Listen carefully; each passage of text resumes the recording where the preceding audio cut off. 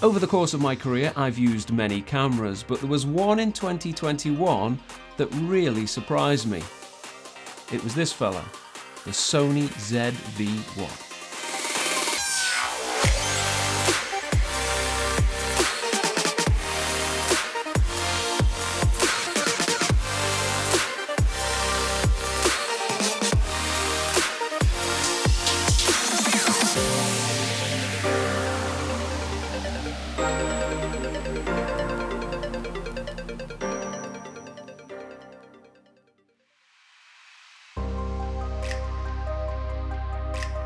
When I returned to the freelance life about 2 years ago now, I wanted to make sure I had plenty of flexibility in my kit.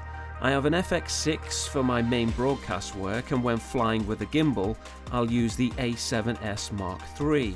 But sometimes we need a small camera to add flexibility, or if we want to fly under the radar and not bring any attention to ourselves.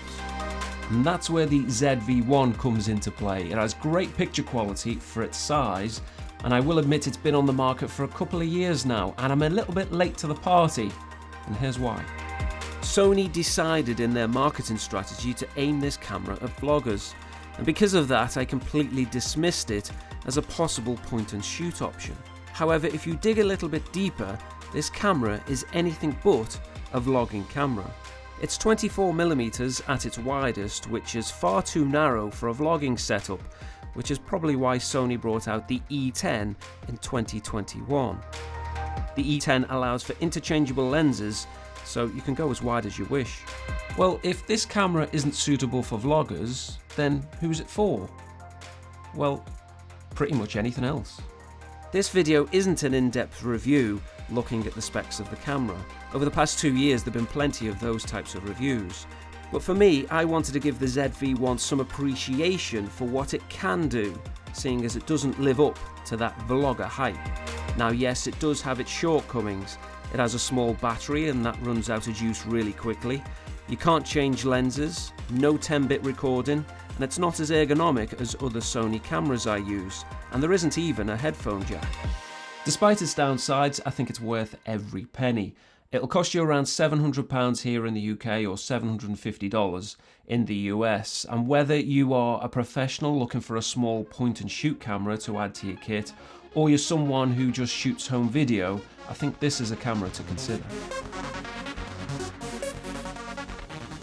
This is the Sony ZV-1. We're just going to do a couple of tests here today. We're going to do a bit of an autofocus test, maybe take a few photos with it. And we're also going to just take a few little bits of slow-mo video and a few normal bits of video as well. So this is the wind muff that actually comes with it. It protects the microphone which is on the top there. I think this is an excellent piece of kit. So you can literally just slide that onto the hot shoe there, and then all of a sudden that'll protect it. So just to make sure that we've actually got some decent video with decent audio, we'll use this today. One of the things I look out for in a camera is the ability to shoot slow motion. If it can do that and get a shallow depth of field, then I'm happy. This camera doesn't disappoint. It shoots 1080p at 120 frames a second, and when zoomed in, the 2.8 aperture gives B-roll a beautiful buttery feel. The lens also allows you to get up close to the subject and see all the detail you need. It's perfect for those arty shots.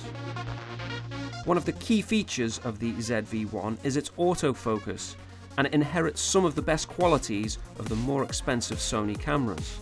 Not only is the autofocus quick and reliable, it has the face and eye detection that Sony has become renowned for. You can move away from your subject's face and it will quickly lock back on. Eye autofocus is a game changer in a camera like this. But what about photos? Well, it has a 20 megapixel sensor and is more than capable of taking quality shots. The photo-based mirrorless cameras are going to perform better than a camera like this, but for the price you're getting a quality hybrid camera. As always, the best camera is the one you have on you, and if this was the camera you have on the run, then it certainly performs to a high standard. So the zoom range on this camera is 24 to 70, so I personally think that's a great range. Now, this camera is marketed, as I say, as a vlogging camera, but for me it's so much more than that. And I wouldn't necessarily use it as a vlogging camera at all. I'd use it as a point and shoot just to have on you whenever you need it. You can control your shutter speed, you can control virtually everything you want. It does exactly what I want it to do. Okay then, in summary, what makes this camera so great? Well, here are my top 5 key features. Years ago, if you needed a camera which delivered top-notch picture quality, you needed a big broadcast camera. These days, it's very different, and this is such a great form factor for ease of use and ease to carry. You can just get it out of your pocket and you're good to go. Sony cameras like Canon's in recent years have had great autofocus, and Sony have given their top-notch eye autofocus in this package. It's sticky and delivers speed settings you can expect from a modern camera. That's a massive plus point for a camera in the $750 price bracket. You won't be disappointed with the resolutions on offer either. You can shoot 1080p up to 120 frames a second, and in 4K 30 frames a second, plus those 20 megapixel photos. It's not as good in low light as full frame mirrorless offerings, but it's competitive.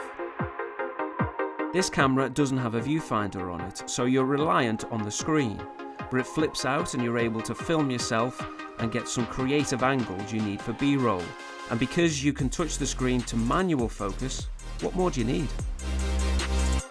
And one of the hidden gems is the 2-stop ND built right into the camera. It's so handy to have and allows a lot of light control. Shooting with a 2.8 aperture is possible in sunlight because of the ND. Don't be fooled by the way this camera is being marketed as a vlogging camera. It will do lovely standard real-time video and also that beautiful B-roll. I've posted a short video on this channel shot with this camera as I took it on holiday in the summer. The link to the Norfolk video is in the description. But I also used the ZV-1 as a wide camera for a BBC shoot I did last year. I slapped it onto a slider and it really matched well with the FX6, A7S III and A7 III. You can also check that video out over on the BBC Sport website and have a look for yourself. I've added that in the description below. So would I recommend this camera? Well, its size, image quality and versatility have certainly won me over. So why don't you give the ZV-1 a go and see if it suits you? Many thanks to Frosty for helping me shoot this video in Manchester, and a big thanks to you for watching this. Take care.